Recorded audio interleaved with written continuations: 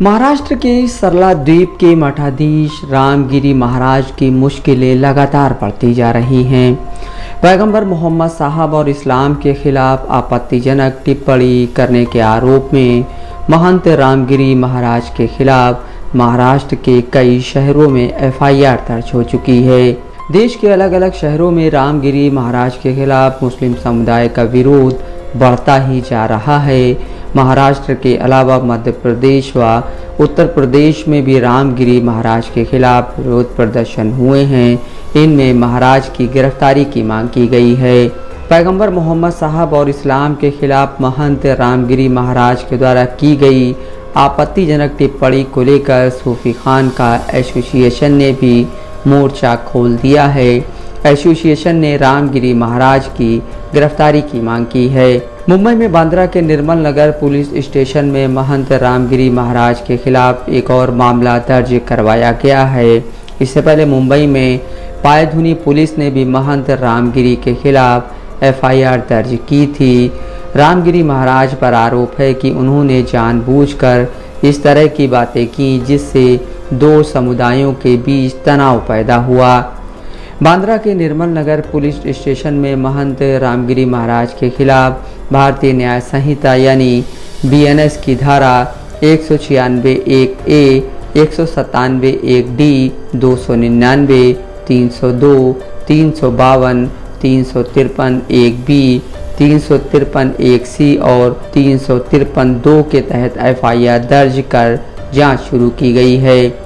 इसी महीने नासिक जिले के सिन्नर तालुका के शाह पंचारे गांव में एक धार्मिक आयोजन के दौरान रामगिरी महाराज ने पैगंबर मोहम्मद साहब और इस्लाम के खिलाफ आपत्तिजनक टिप्पणी की थी। इसका वीडियो सोशल मीडिया पर वायरल हो गया था।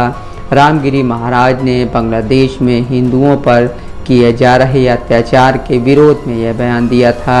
यूपी के कानपुर में मंगलवार को सूफी खान का एसोसिएशन के राष्ट्रीय अध्यक्ष सूफी मोहम्मद कौसर हसन मजीदी ने केंद्रीय गृह मंत्री अमित शाह को संबोधित एक ज्ञापन डीसीपी साउथ रविंद्र कुमार को सौंपा। ज्ञापन में उन्होंने देश का माहौल बिगाड़ने वालों पर कार्रवाई और महंत रामगिरी महाराज की गिरफ्तारी की मांग की है।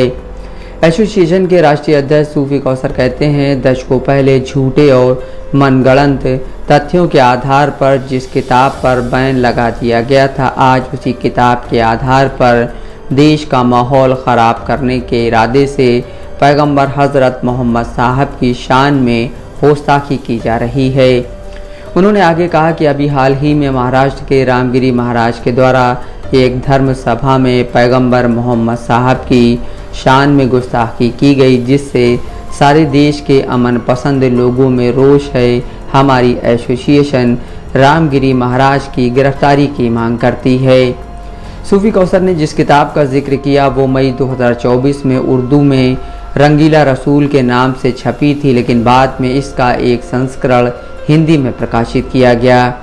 ये किताब लाहौर के महाशय राजपाल ने प्रकाशित की थी। इसके लेखक चामुपति MA या किशन प्रसाद प्रताप नाम के आर्य समाजी थे या कोई और, इसे लेकर आज भी सवाल बरकरार है। लेखक का नाम प्रकाशन ने कभी नहीं बताया। पैगंबर मोहम्मद साहब के वैवाहिक जीवन और गृहस्थ जीवन पर व्यंग करने की वजह से इस किताब को अत्यधिक विवादास्पद माना गया था। इस किताब पर आज भी भारत, पाकिस्तान और बांग्लादेश में बैन है।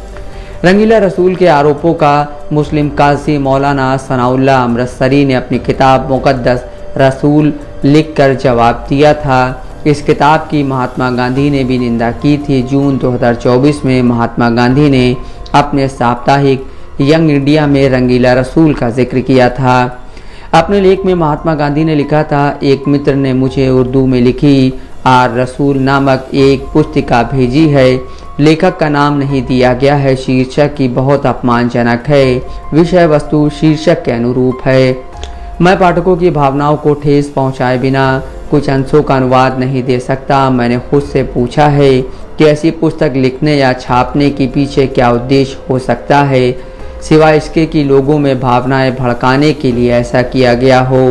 पैगंबर का अपमान और उनका मजाक उड़ाना किसी मुसलमान को उसके धर्म से दूर नहीं कर सकता और इससे किसी हिंदू को कोई लाभ नहीं हो सकता।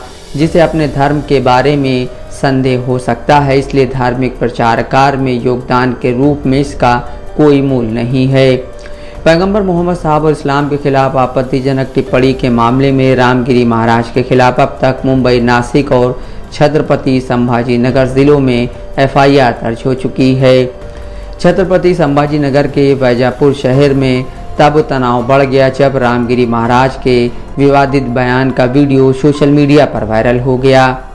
उनके विवादित बयान के चलते श्री रामपुर, संगमनेर, अहमदनगर और छत्रपति संभाजी नगर में विरोध प्रदर्शन किए गए।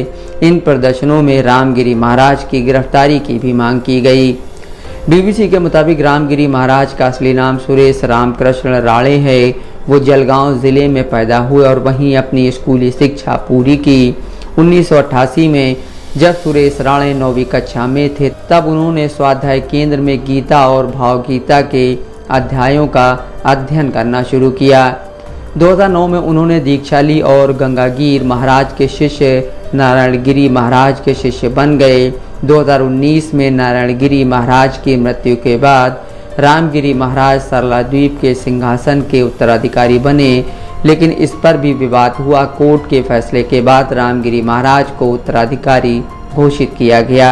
इंडिया टीवी से बात करते हुए महंत रामगिरी ने कहा कि 15 अगस्त को समागम में वे राजधर्म की बातें कर रहे थे। इसी दौरान उन्होंने बांग्लादेश में हिंदुओं पर अत्याचार को लेकर कहा था कि हम हिंदू संविधान नहीं होंगे तो ये अराजक तत्व ज़्यादा आगे बढ़ेंगे, तो बांग्लादेश जैसी परिस्थिति हमारे यहाँ भी आ सकती है। उन्होंने कहा, इसी में मैंने पैगंबर मोहम्मद से जुड़ा उदाहरण दिया था। यह उदाहरण इस्लामी किताबों में ही लिखा है।